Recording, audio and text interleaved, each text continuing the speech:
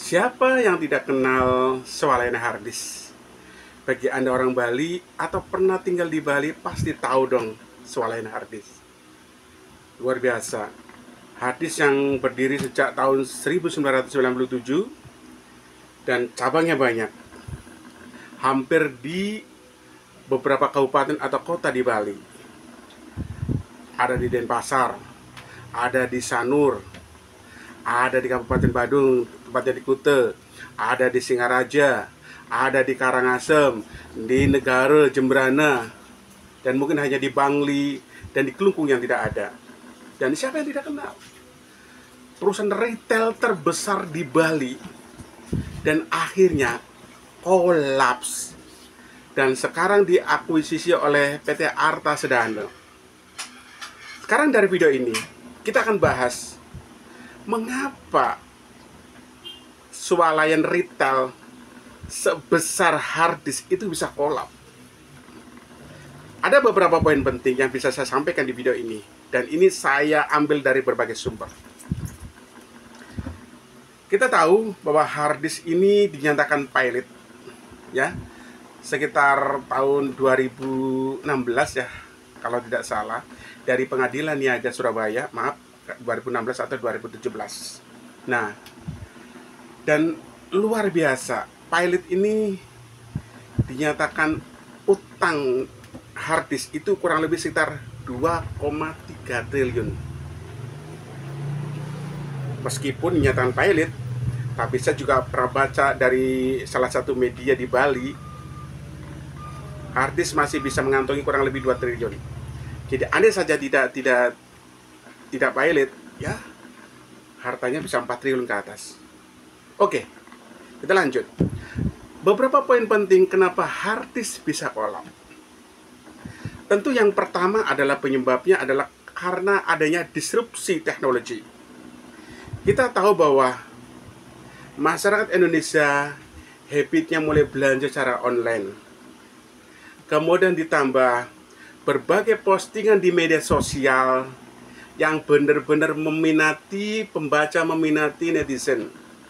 Kita tahu bahwa dalam dunia media sosial ada terjadi namanya fear of missing out atau FOMO.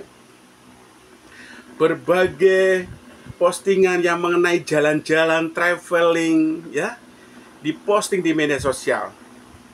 Kita tahu bahwa pangsa pasar dari harddisk adalah sebagian adalah dari generasi milenial. Dan pada saat mulai menapak digitalisasi, generasi milenial mulai berpikir untuk mencari kesenangan. Mulai jalan-jalan, mulai penasaran. Jadi, maaf, sejak itulah generasi milenial mulai dia malas ke mall, dia belanja ke mall, kalaupun belanja dia lewat online, ya. Mulai mikirin jalan-jalan, makanya ada generasi milenial tanya, lebih penting beli rumah atau jalan-jalan? Dan generasi milenial cenderung menjawab, saya lebih jalan-jalan. Dan pada saat awal disrupsi teknologi, itulah yang dialami milenial. Makanya mulai malas datang ke mall. Dan dampaknya adalah salah satunya adalah harddisk. Mulai pengunjungnya mulai berkurang. Apalagi orang mulai belanja lewat online. Dan kita tahu, harddisk yang begitu rame lama-lama menyusut. Tentu penjualan juga anjlok.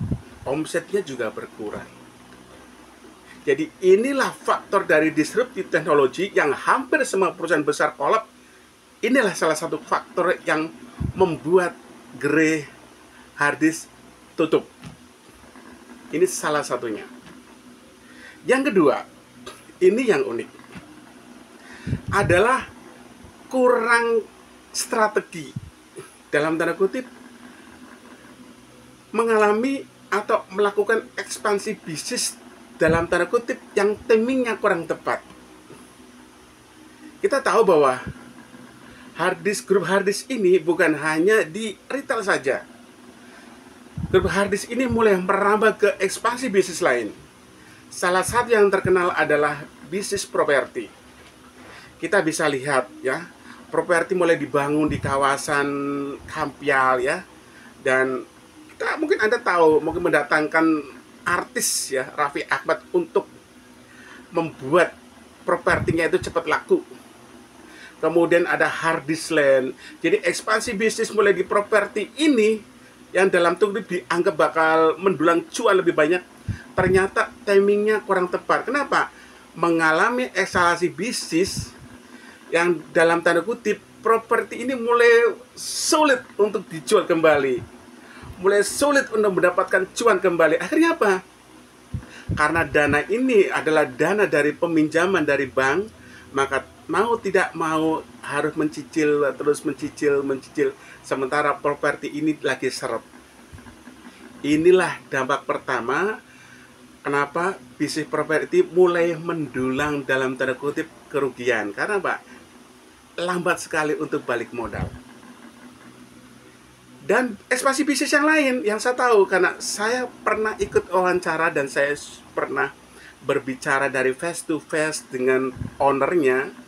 Dan harddisk ini juga ekspansi bisnis ke rental. Yang satu rental, ya rental mobil. Kenapa? Kita tahu bahwa wisata di Bali adalah bisnis yang menggiurkan adalah rental mobil. Dan harddisk ini dia mulai ekspansi bisnis ke rental mobil. Dan kita tahu, karena namanya juga newcomer ya, pendatang baru, mungkin belum menguasai tekniknya, masih kalah dengan para suhu-suhu yang duluan mengelola rental. Akhirnya apa?